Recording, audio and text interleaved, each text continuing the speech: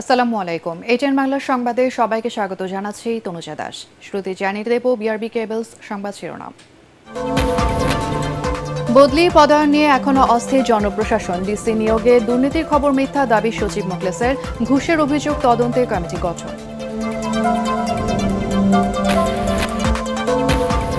বিগত সরকারের সাবেক মন্ত্রী এমপিরা কিভাবে সীমান্ত দিয়ে পালিয়েছে সেই তথ্য নেই বিজেপির কাছে, দাবি বাহিনী প্রধানের। দুষলেন দালালদের।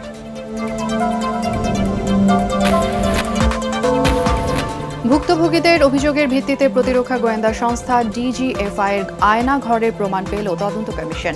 400 গুমের মামলা দায়ের।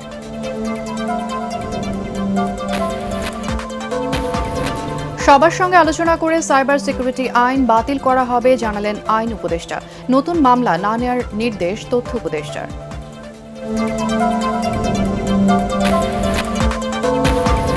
এবং ডক্টর ইউনূসের গ্রামীণ কল্যাণ ট্রাস্টকে 666 কোটি টাকা কর দেওয়ার রায় হাইকোর্টে প্রত্যাহার। মামলার নথি প্রধান বিচারপতির কাছে।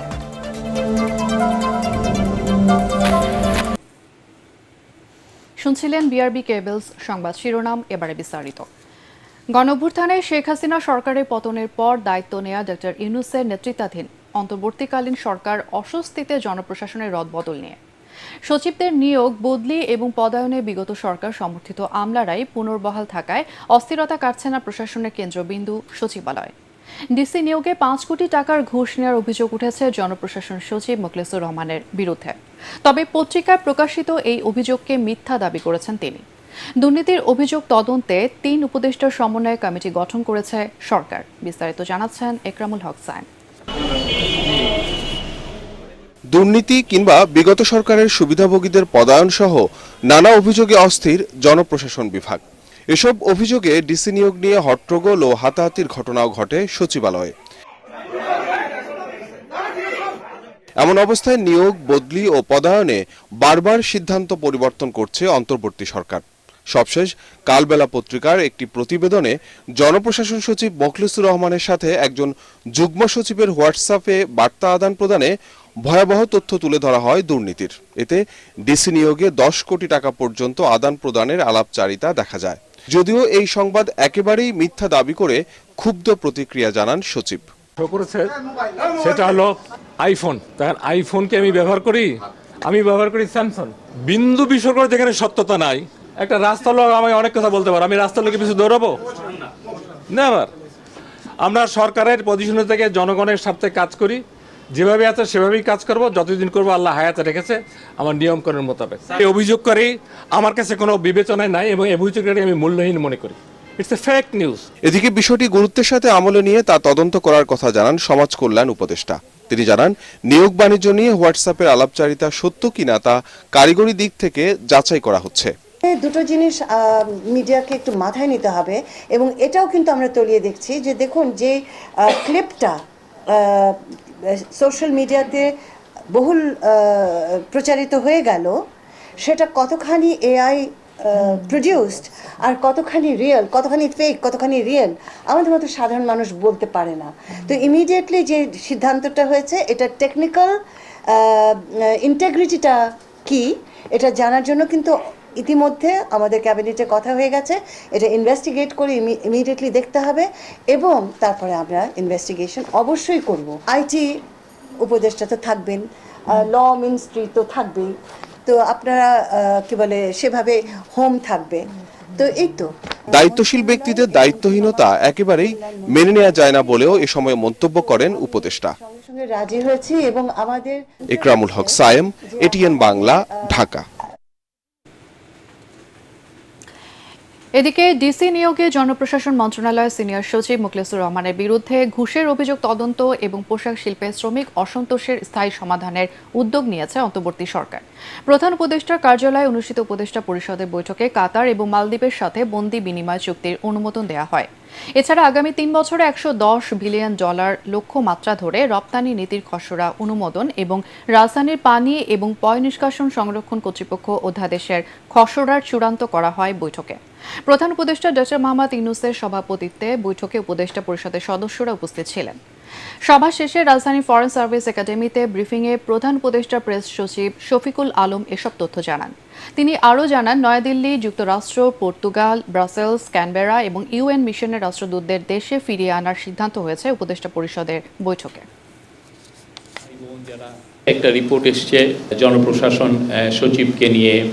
এই রিপোর্টটার সত্যতা কতটুকু আমরা এটা খতিয়ে দেখছি এবং সেই অনুযায়ী আমরা হয়তোবা এটা নিয়ে আশা করছি যে একটা হাই লেভেল একটা কমিটি হবে, সেখানে কিছু সিনিয়র জার্নালিস্টকেও আমরা ইনক্লুড করতে চাচ্ছি। যে এলিগেশনগুলো আসছে সেগুলোও আমরা খতিয়ে দেখছি এবং তাদের রিপোর্টের ভিত্তিতে আমরা উইল টেক অ্যাকশনস। দর্শক, এইমাত্র পাওয়া খবরে জানা গেছে নওগাঁ ১ আসনের সাবেক সংসদ সদস্য এবং সাবেক খাদ্যমন্ত্রী সাধন চন্দ্র মজুমদারকে গ্রেফতার করেছে পুলিশ। বিষয়টি নিশ্চিত করেছেন ডিএমপির অতিরিক্ত পুলিশ কমিশনার রেজাউল করিম মল্লিক। তিনি বলেন, সাবেক এই মন্ত্রীর বিরুদ্ধে একাধিক মামলা রয়েছে, তবে কোন মামলায় তাকে গ্রেফতার দেখানো হবে তা জানা যায়নি। ছাত্র জনতার গণঅভ্যুত্থানে শেখ হাসিনা সরকারের পতনের পর বিগত সরকারের মন্ত্রী, এমপি এবং নেতাদের মতো আত্মগোপনে ছিলেন খাদ্যমন্ত্রী সাধন চন্দ্র মজুমদার। গণঅভ্যুত্থানে ক্ষমতাচ্যুত শেখ হাসিনা সরকারের সাবেক মন্ত্রী, এমপি এবং সুবিধাভোগীরা কিভাবে সীমান্ত দিয়ে পালিয়েছে সেই তথ্য নেই বিজিবির কাছে। এমন দাবি করেছেন বাহিনীর মহাপরিচালক মেজর জেনারেল আশরাফুজ্জামান সিদ্দিকী। তবে সীমান্তে বিজিবি সদস্যদের স্বল্পতা এবং বিওপিগুলোর মধ্যবর্তী দূরত্বকে কাজে লাগিয়ে অর্থের বিনিময়ে অভিযুক্তদের সহায়তা করতে পারে দালালরা। বিজিবি সদর দপ্তরের সংবাদ সম্মেলনে এসব দাবি করেন বিজিবি প্রধান। আরও জানাচ্ছেন জি.এম. তসলিম। শেখ হাসিনা সরকারের পতনের পর সাবেক মন্ত্রী, এমপি, সাবেক বিচারপতি, আওয়ামী লীগ নেতাকর্মীদের পাশাপাশি সুবিধাভোগীরা দেশের বিভিন্ন সীমান্ত দিয়ে পালানোর সময় গ্রেফতার হন। এই পর্যন্ত বিগত সরকারের 4 জন উচ্চপদস্থ কর্মকর্তা সহ 22 জনকে গ্রেফতার করে বিজিবি। বৃহস্পতিবার দুপুরে বিজিবির সদর দফতরে সংবাদ সম্মেলনে বাহিনীটির মহাপরিচালক বলেন, 5 আগস্টের পর দেশের বাইরে পালিয়ে যেতে পারে এমন ব্যক্তিদের তালিকা তৈরি করেছিল বিজিবি। তবে প্রশাসনের চোখ ফাঁকি দিয়ে অবৈধভাবে সীমান্ত দিয়ে দেশ ত্যাগ করেছেন অনেকেই। List is not conclusive. একজন নেতাকর্মী পেলাম, তার এক পা নেই। আপাত দৃষ্টিতে সে বলল, আমি তো ইনোসেন্ট, আমার কোনো কিছু নেই। পরে দেখলাম অত্যন্ত করাপ্ট একজন দুর্নীতিগ্রস্ত একজন নেতার সে মেইন কোষাধ্যক্ষ ছিল, সে ওই লিস্টে ছিল না। তাকেও আমরা আটক করে পুলিশের হাতে দিয়েছি। যেসব জায়গায় যাওয়ার সম্ভাবনা সব জায়গায় আমরা ওইভাবে চেক করে আমাদের সর্বোচ্চ চেষ্টা করছি, এক্সট্রা ভিজিলেন্স রেখে, এক্সট্রা পেট্রোলিং এর মাধ্যমে। এখন ওই কিভাবে গেছে এটা আমারও প্রশ্ন। এইদিকে দুর্গাপূজার নিরাপত্তা নিয়ে বিজিবি মহাপরিচালক বলেন, সীমান্তবর্তী এলাকার পূজা মণ্ডপগুলোতে অস্থিতিশীল পরিস্থিতির কথা চিন্তা করে নিরাপত্তা জোরদার করা হয়েছে। সীমান্তবর্তী বেশ কিছু বড় মন্দির আছে, এপারেও আছে ওপারেও আছে। তো সেখানে যাতে ক্রস বর্ডার এই পূজা অ্যাটেন্ডেন্স অনেক হতো, সেটা এবার একটু ডিসকারেজ করা হয়েছে। বলা হয়েছে যে কারণ বিএসএফও একদিকে যেমন বদ্ধপরিকর, ক্রস বর্ডার হবে না, মুভমেন্ট হবে না, আমরাও সেটা চেষ্টা করছি, সেদিক থেকে একটু নিষেধ করা হয়েছে। সীমান্ত হত্যা বন্ধ নিয়ে বিজিবি মহাপরিচালক বলেন, দেশের স্বার্থে ছাড় দেওয়ার কোনো সুযোগ নেই। সীমান্ত রক্ষার জন্য আমরা বদ্ধপরিকর। বিএসএফ কে আমরা কোনো ধরনের ছাড় যেটা নিয়ম নীতির বাইরে আমরা দিব না, অতটুকু আশ্বাস আপনাদেরকে দিতে চাই। মহাপরিচালক আরও জানান, সাম্প্রতিক সময়ে খাগড়াছড়ি ও রাঙ্গামাটিতে সংঘটিত অপ্রীতিকর ঘটনাগুলোকে দমনে কাজ করছে বিজিবি। পাহাড়ে শান্তি ফিরিয়ে আনতে স্থানীয়দের সাথে মতবিনিময় করার পাশাপাশি তাদের সহযোগিতা কামনা করেন বিজিবি মহাপরিচালক। জি.এম. তসলিম, এটিএন বাংলা, ঢাকা। ভুক্তভোগীদের অভিযোগের ভিত্তিতে প্রতিরক্ষা গোয়েন্দা সংস্থা ডিজিএফআইয়ের জয়েন্ট ইন্টারোগেশন সেল বা আয়না ঘরের প্রমাণ পেয়েছে গুম সংক্রান্ত তদন্ত কমিশন।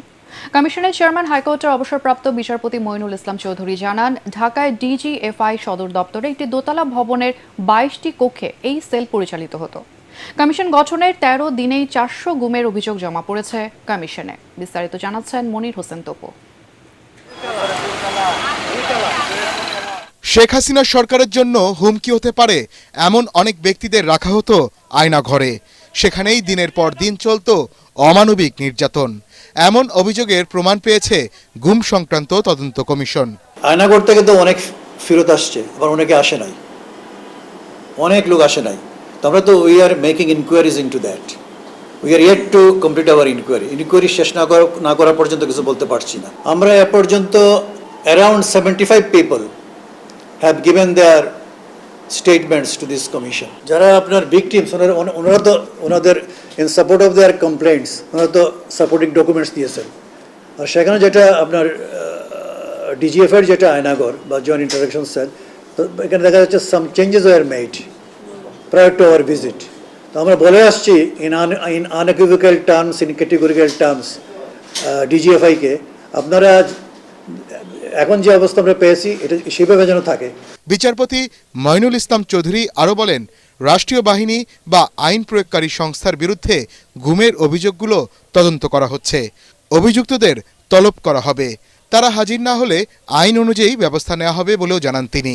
প্রসিকিউশন হবে on the charge sheet filed by the investigating agency, but the investigating agency may make use of the materials that will be reflected in our report.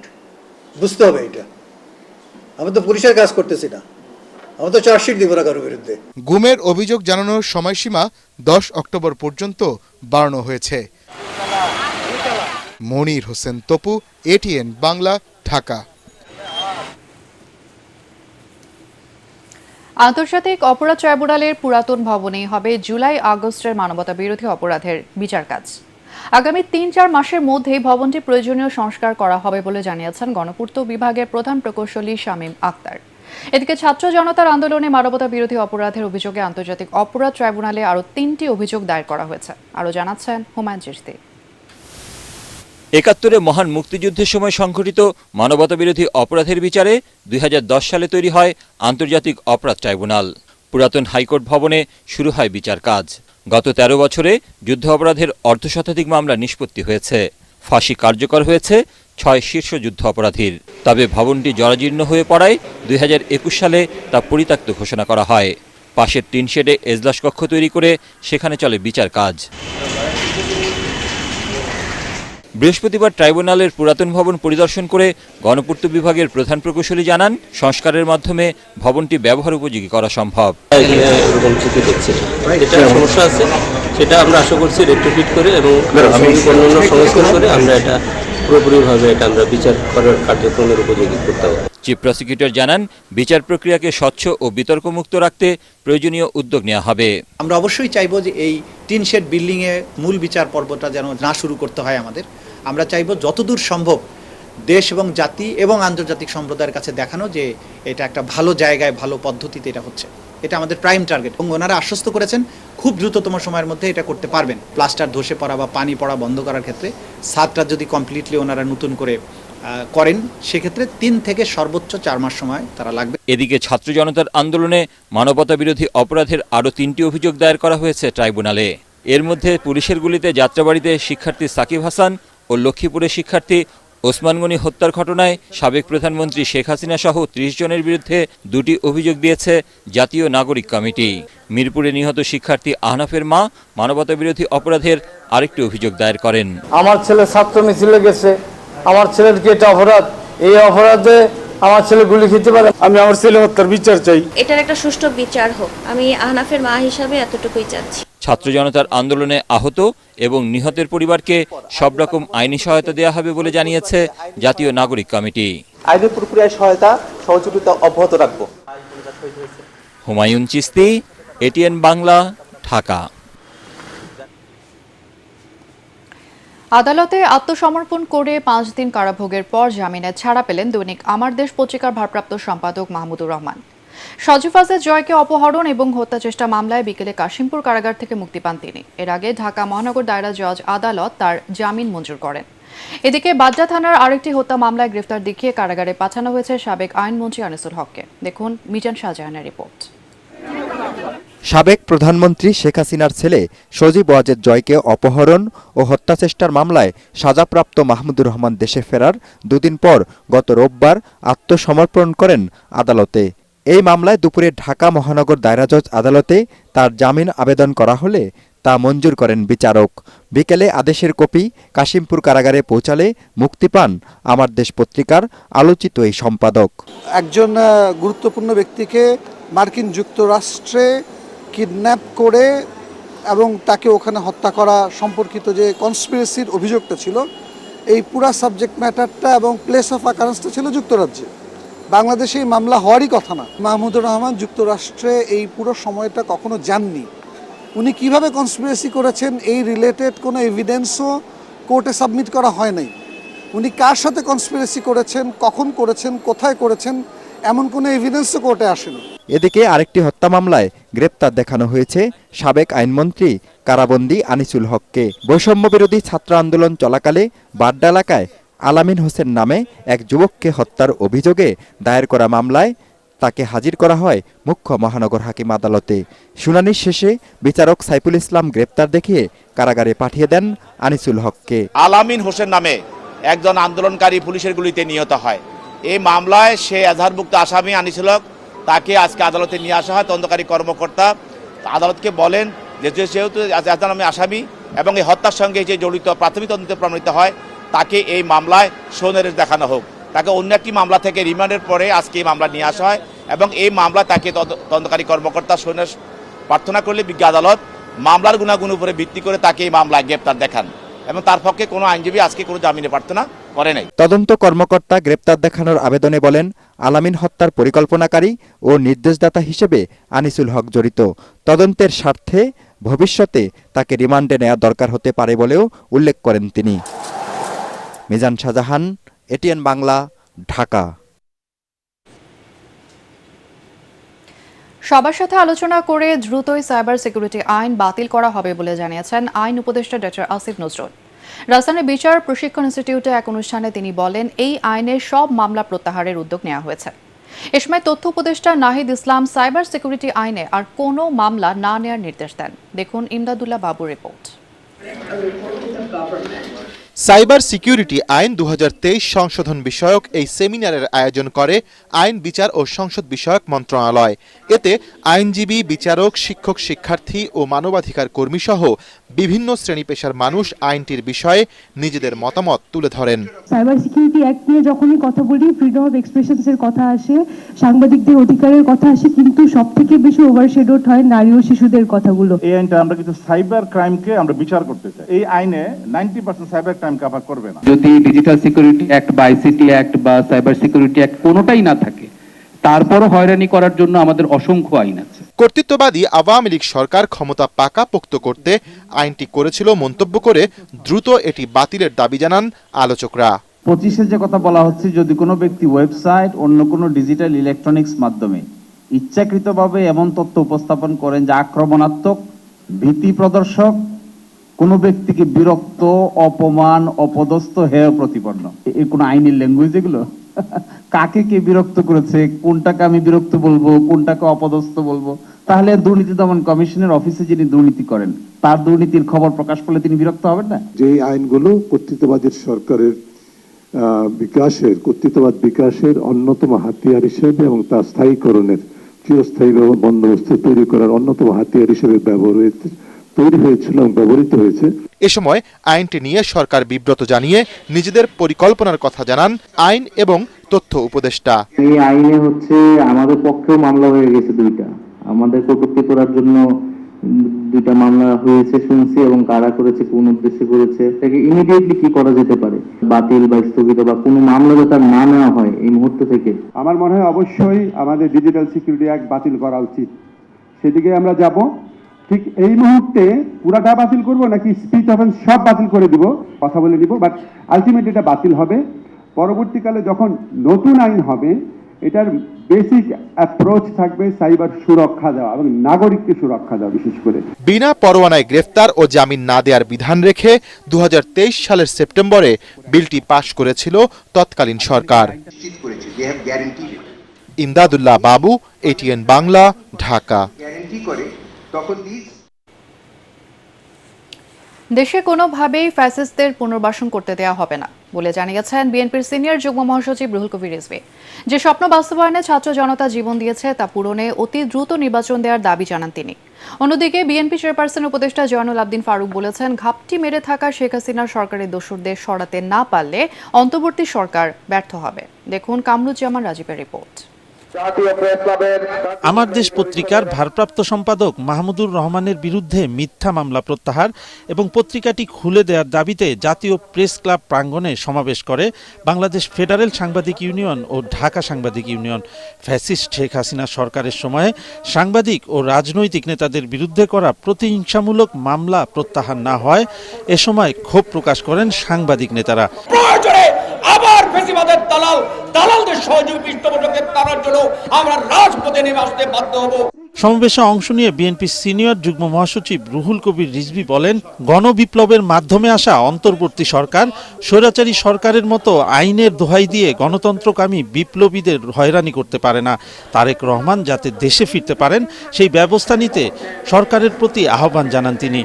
দ্বিতীয় স্বাধীনতার যে সরকার, সেই সরকার কেন শেখ হাসিনার আইনগুলোকেই টেনে টেনে নিয়ে এসে গণতন্ত্রের বিপ্লবী মানুষদেরকে যন্ত্রণা দিচ্ছেন? আপনারা কি কোথাও ভয় পাচ্ছেন, নাকি আপনাদেরকে কেউ নির্দেশ দিচ্ছে কোনো জায়গা থেকে যে আপনারা এর বাইরে যাবেন না, এইভাবে আপনারা কাজ করবেন? এই জনগণের সরকার, জনগণের সেন্টিমেন্ট বুঝেই তো আপনাদেরকে কাজ করতে হবে।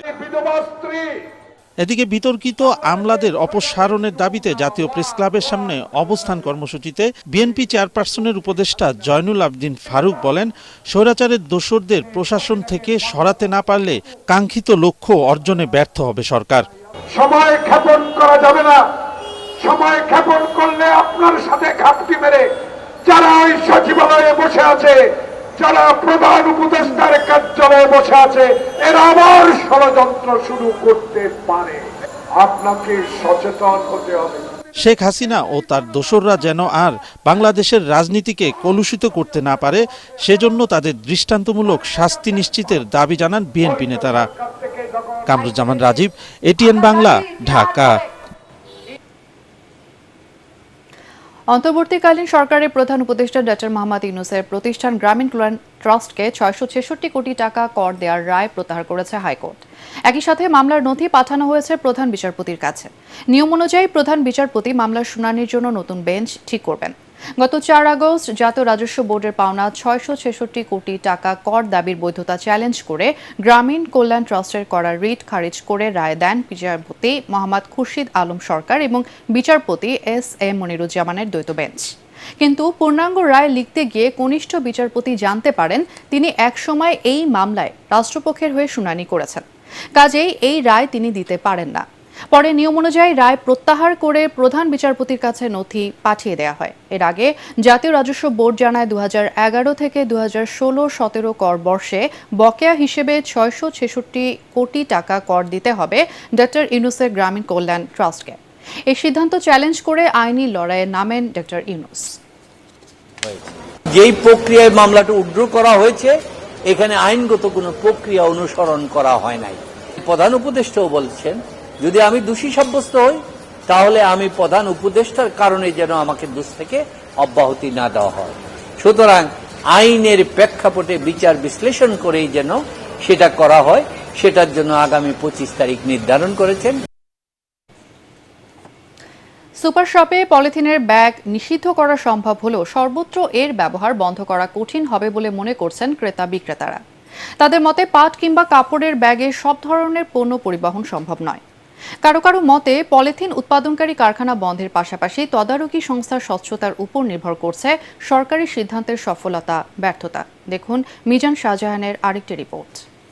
আগুনের বাজার করার সময় পরিবেশ বান্ধব ব্যাগ নিয়ে আসুন অথবা ১ অক্টোবর থেকে সুপার শপে নিষিদ্ধ করা হয়েছে পলিথিনের ব্যবহার। সরকারি নির্দেশনা অনুযায়ী তারা পলিথিনের বিকল্প হিসাবে পাট ও কাপড়ের ব্যাগ সরবরাহ করছে। পলিথিনের মতো বিনামূল্যে নয়, এসব ব্যাগের জন্য গ্রাহককে গুনতে হচ্ছে ১৫ থেকে ৩০ টাকা পর্যন্ত। মোবাইল ফোনে খুদে বার্তা পাঠিয়ে পলিথিনের বিকল্প ব্যাগ নিয়ে যাওয়ার জন্য বলা হচ্ছে এসব বিক্রয় কেন্দ্র থেকে। পলিথিন ব্যাগ আপাতত পুরোপুরি বন্ধ। আমরা একদম চট ব্যাগ এবং হলো গিয়ে কাপড়ের ব্যাগ আমরা এখন কাস্টমারদেরকে প্রোভাইড করতেছি। ক্রেতারা বলেন তদারকি সংস্থা আন্তরিক হলে পলিথিনের ব্যবহার বন্ধ করা সম্ভব।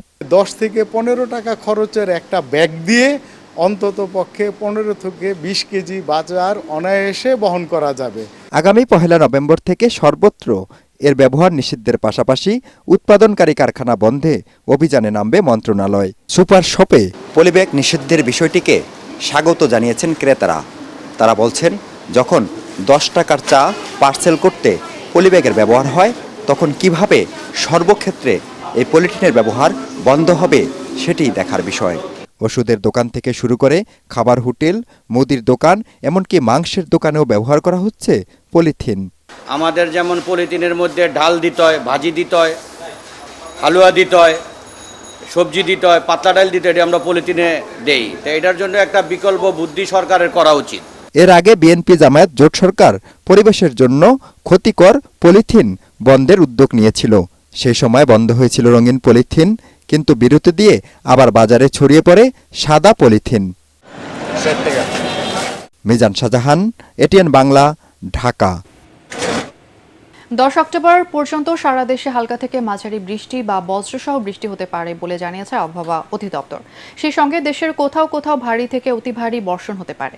পূর্বাভাসে বলা হয়েছে, উত্তর বঙ্গোপসাগরে প্রবল মৌসুমী বায়ু থাকায় বাংলাদেশ এবং উত্তর বঙ্গোপসাগর এলাকায় 24 ঘন্টার মধ্যে একটি লঘুচাপ সৃষ্টি হতে পারে। বৈরী আবহাওয়ার কারণে ঢাকা থেকে উপকূলীয় 6 অঞ্চলে নৌযান চলাচল বন্ধ ঘোষণা করেছে অভ্যন্তরীণ নৌ পরিবহন কর্তৃপক্ষ। এছাড়া দেশের সমুদ্র বন্দরগুলোতে 3 নম্বর স্থানীয় সতর্কতার সংকেত দেখিয়ে যেতে বলেছে আবহাওয়া অধিদপ্তর। দেশেই তৈরি হতে যাচ্ছে মনুষ্যবিহীন ড্রোন। স্কাইবিজ নামের একটি কোম্পানি এই খাতে বিনিয়োগ করেছে 500 কোটি টাকা।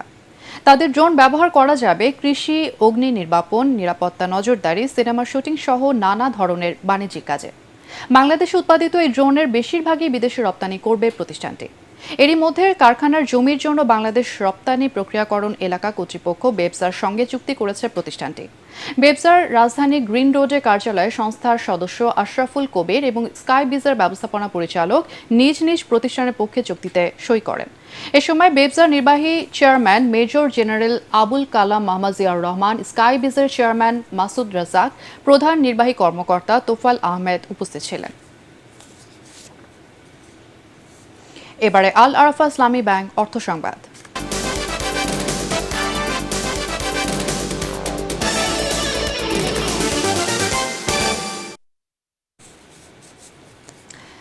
সোশ্যাল ইসলামী ব্যাংক পিএলসির ব্যবসায় পর্যালোচনা সভা অনুষ্ঠিত হলো আজ।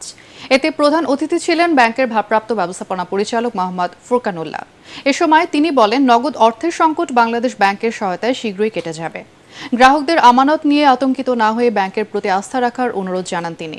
সভায় ব্যাংকের উপব্যবস্থাপনা পরিচালক আব্দুল হান্নান খান, এমডিএস এবং ইনভেস্টমেন্ট উইংয়ের প্রধান Nazmus Sadat, internal control and compliance ডিভিশনের প্রধান AM Habibur Rahman, trade finance ডিভিশনের প্রধান আবু রুশদ ইফতেখারুল হক উপস্থিত ছিলেন। নতুন বাংলাদেশ বাস্তবায়নে যৌন এবং প্রজনন স্বাস্থ্যসেবা নিশ্চিতের আহ্বান জানিয়েছেন বিশেষজ্ঞরা। তারা বলেছেন, তরুণদের প্রজনন স্বাস্থ্যসেবা নিশ্চিত করতে সারা দেশে সরকারি এবং বেসরকারি পর্যায়ে বিভিন্ন প্রকল্প বাস্তবায়ন হচ্ছে। তবে কাঙ্ক্ষিত সুফল পেতে এখনই সম্মিলিত পদক্ষেপ নিতে হবে। রাজধানীর একটি হোটেলে শেয়ারনেট বাংলাদেশের উদ্যোগে যৌন এবং প্রজনন স্বাস্থ্য এবং অধিকার বিষয়ক বার্ষিক সম্মেলনে এসব কথা বলেন তারা। এ সময় পরিবার পরিকল্পনা অধিদপ্তরের মহাপরিচালক মোহাম্মদ সাইফুল্লাহিল আজম বলেন, সামাজিক এবং সাংস্কৃতিক কুসংস্কারের কারণে অভিভাবকরা এখনও প্রজনন স্বাস্থ্য সেবা সংক্রান্ত তথ্য বিনিময়ে আগ্রহ কম দেখান। এক্ষেত্রে নানা প্রতিবন্ধকতা রয়েছে। তাই সাফল্য অর্জনে সমন্বিত পদক্ষেপ নেওয়ার কথা জানান তিনি। এবারে পাটেক্স খেলার খবর।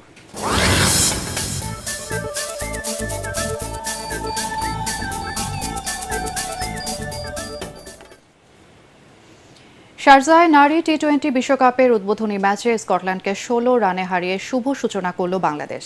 আগে ব্যাট করে 7 উইকেটে 119 রান তোলে টাইগ্রেসরা। জবাবে স্কটিশদের ইনিংস থামে 7 উইকেটে 103 রানে। রিপোর্ট করছেন SM আশরাফ।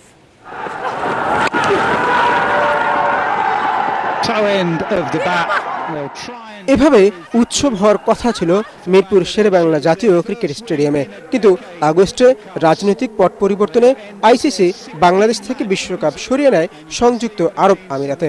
আর তাই ঘরের মাঠে না হয়ে পরের মাঠেই জয়োল্লাস করতে হচ্ছে নিগার সুলতানা জ্যোতিদের। তৃতীয় ওভারে ফাহিমা খাতুনের স্পিন ভেলকি দিয়ে শুরু সেই উৎসবের যাত্রা। সাসকিয়া হরলে ফেরেন দলের 12 আর ব্যক্তিগত 8 রানে।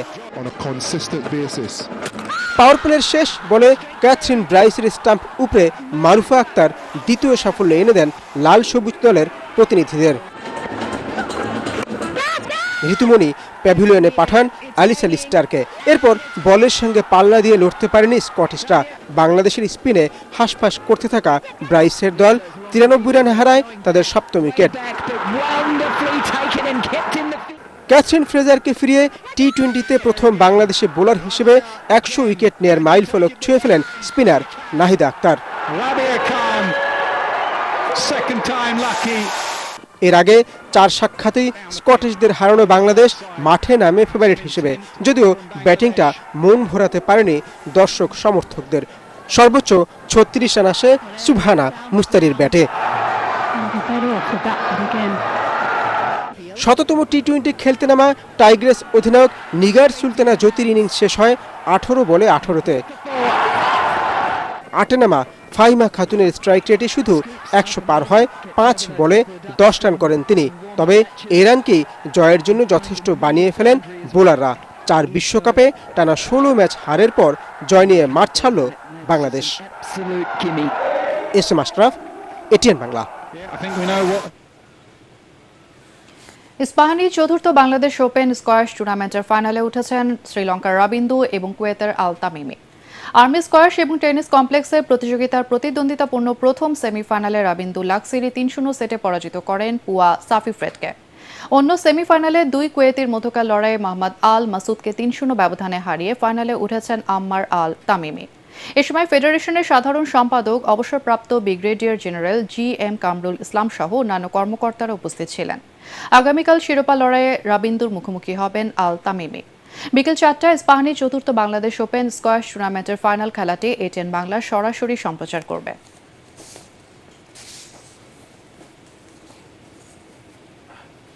শেষ করার আগে বিআরবি কেবলস সংবাদ শিরোনাম আরও একবার। বদলি পদায়ন নিয়ে এখনো অস্থির জনপ্রশাসন। ডিসি নিয়োগে দুর্নীতির খবর মিথ্যা দাবি সচিব মুখলেসের। ঘুষের অভিযোগ তদন্তে কমিটি গঠন। বিগত সরকারের সাবেক মন্ত্রী এমপিরা কিভাবে সীমান্ত দিয়ে পালিয়েছে সেই তথ্য নেই বিজিবির কাছে, দাবি বাহিনী প্রধানের। দুষলেন দালালদের।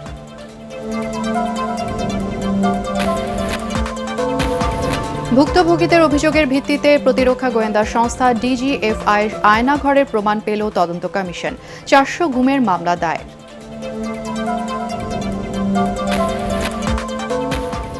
সবার সঙ্গে আলোচনা করে সাইবার সিকিউরিটি আইন বাতিল করা হবে জানালেন আইন উপদেষ্টা। নতুন মামলা না নেওয়ার নির্দেশ তথ্য উপদেষ্টার।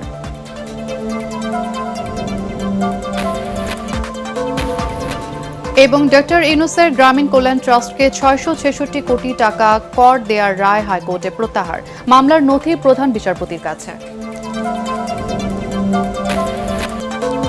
আর এই ছিল এখনকার সংবাদ।